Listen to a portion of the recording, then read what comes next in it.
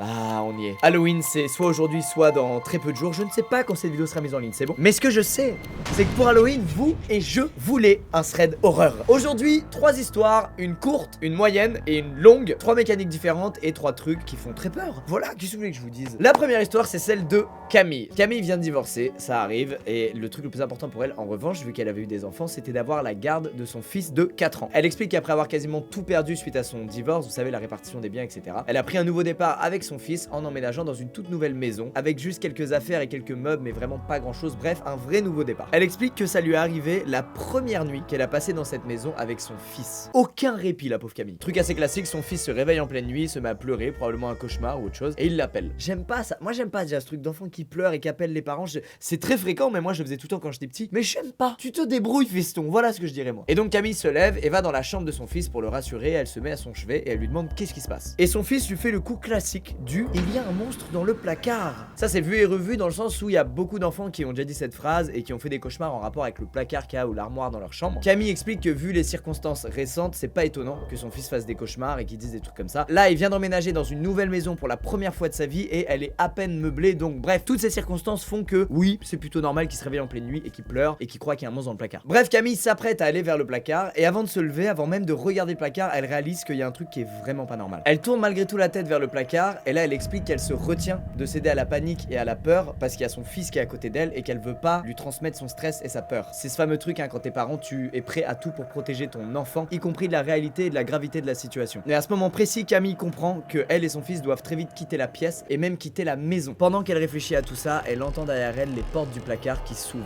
Elle explique alors qu'il y a un petit silence de quelques secondes, à l'issue duquel elle récupère son fils, elle récupère les clés de la voiture et ils foncent tous les deux dans la voiture pour se barrer de la maison. Toujours dans l'optique de protéger son fils de la gravité de la situation, elle lui explique qu'elle arrive pas à dormir et qu'elle trouve que c'est cool s'ils vont manger une glace ensemble. Bref, c'est bien beau tout ça, mais il y avait quoi dans le placard? Camille explique qu'en fait, elle était déjà venue quelques fois auparavant dans la maison et que comme elle l'a dit, elle avait à peine quelques meubles et affaires et que parmi ces meubles, il n'y avait pas de placard.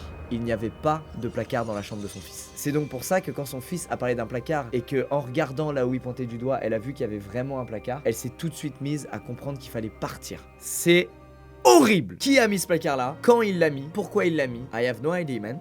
Mais je ne veux pas que ce soit chez moi qui fasse ça. Clairement. Si vous emménagez, faites donc gaffe à ce qu'il n'y ait pas un meuble en plus entre le moment où vous avez mis les meubles, etc. chez vous et le moment où vous y dormez pour la première fois. On n'est jamais à l'abri d'un mec qui vient installer son petit placard pour préparer quelque chose, hein. Non mais toi, tout va bien, t'inquiète. Deuxième histoire qui est horrible et qui est déjà arrivée à pas mal de personnes en réalité dans la vraie vie. Alors pas de cette manière-là exacte, mais cette mécanique-là est déjà arrivée plusieurs fois à des gens et c'est horrible. Je m'explique. Margot, la fille à qui est arrivée cette histoire, rencontre Greg en vacances et c'est le coup de foudre. Ils tombent très vite, très fort amoureux et ils se marient 2 mois plus tard, avant même d'avoir chacun rencontré la famille de l'autre. Margot explique qu'elle a un taf qui lui prend énormément de temps, qu'elle a que très peu de vacances et que donc ils ont dû attendre à peu près 6 mois avant qu'elle ait enfin une semaine de vacances et qu'elle puisse donc rencontrer la famille de Greg. Le jour J, c'est un peu un événement, ça y est, la famille de Greg rencontre enfin sa fiancée et tout le monde a l'air très content et ravi, sauf la mère de Greg. Elle est froide, elle est distante et elle adresse même pas un seul mot à Margot.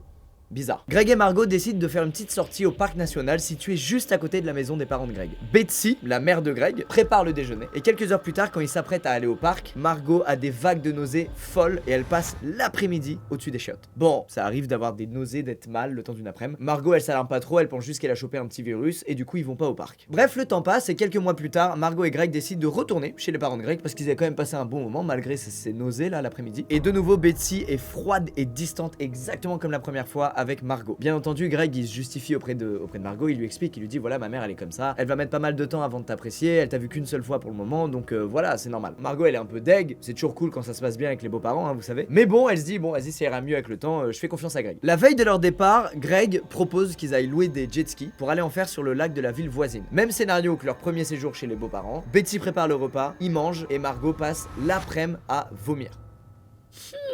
La sortie est donc annulée et à partir de ce moment, Margot se met à avoir des doutes sur Betsy. Ça fait 2 fois qu'elle tombe extrêmement malade et les 2 fois c'est quand elle était en séjour chez la famille de Greg et quand Betsy avait préparé le repas. Repas que tout le monde a mangé et à l'issue duquel uniquement Margot finit dans la salle de bain à vomir toute l'après-midi au-dessus de l'évier.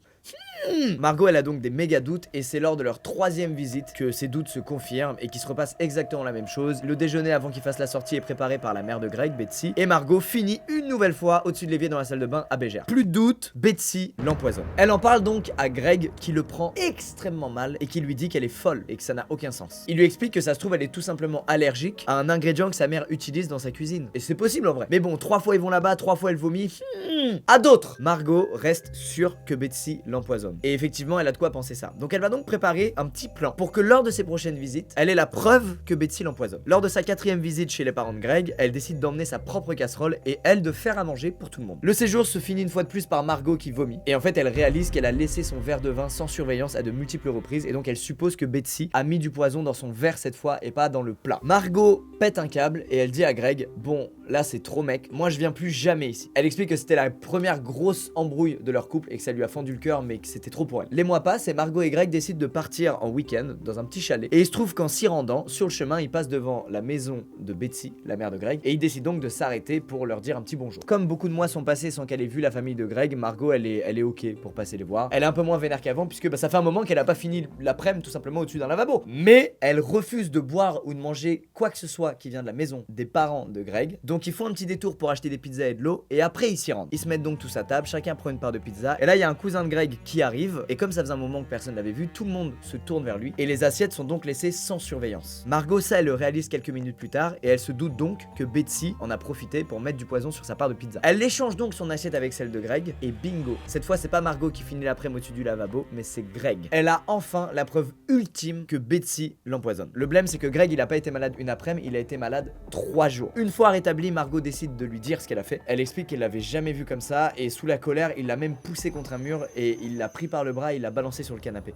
Bref, un vrai fils de pute. Heureusement, Margot elle réussit à prendre les clés de sa voiture et elle se casse avant que Greg pète encore plus un câble. Margot fonce se réfugier chez sa meilleure pote qui heureusement n'habitait pas très loin de chez elle. Sur le chemin, elle explique qu'elle reçoit une 40aine d'appels de Greg auxquels elle ne répond pas. Et une fois arrivée chez son ami, elle décide d'éteindre son téléphone parce que Greg la harcèle. Au bout de 2 jours, elle décide quand même de rallumer son téléphone. Et la surprise, entre les dizaines de messages vocaux que Greg a laissés, elle a un message non pas de Greg mais de la police. Et dans ce message, elle apprend que Greg a fini au commissariat parce que Betsy, la mère de Greg, a appelé la police en voyant Greg rôder autour de chez elle avec un couteau à la main. Qu'est-ce que c'est que ce bordel? Margot prend donc contact avec Betsy et Betsy arrête d'être froide et distante et elle explique à Margot l'histoire. Et l'histoire, c'est qu'avant Margot, Greg était marié à une autre femme qui est décédée au suite d'un accident mortel de randonnée. Greg gagnait beaucoup d'argent grâce à l'assurance vie de son ex-compagne décédée et en fait Betsy, la mère de Greg, l'a toujours soupçonné d'avoir tué son ancienne femme. Donc en fait Betsy, elle avait juste peur de laisser Margot seule avec son fils. Elle a donc fait en sorte qu'à chaque fois qu'ils aient une sortie de prévue ensemble tous les deux, Margot tombe malade et que du coup la sortie soit annulée. Margot explique que oui, c'était une méthode de merde, mais que d'un autre côté, Betsy c'était la seule qui suspectait son fils d'avoir fait ça et que du coup elle pouvait en parler à personne et encore moins à la nouvelle femme de Greg. Depuis ça, Margot du coup elle a même retrouvé chez eux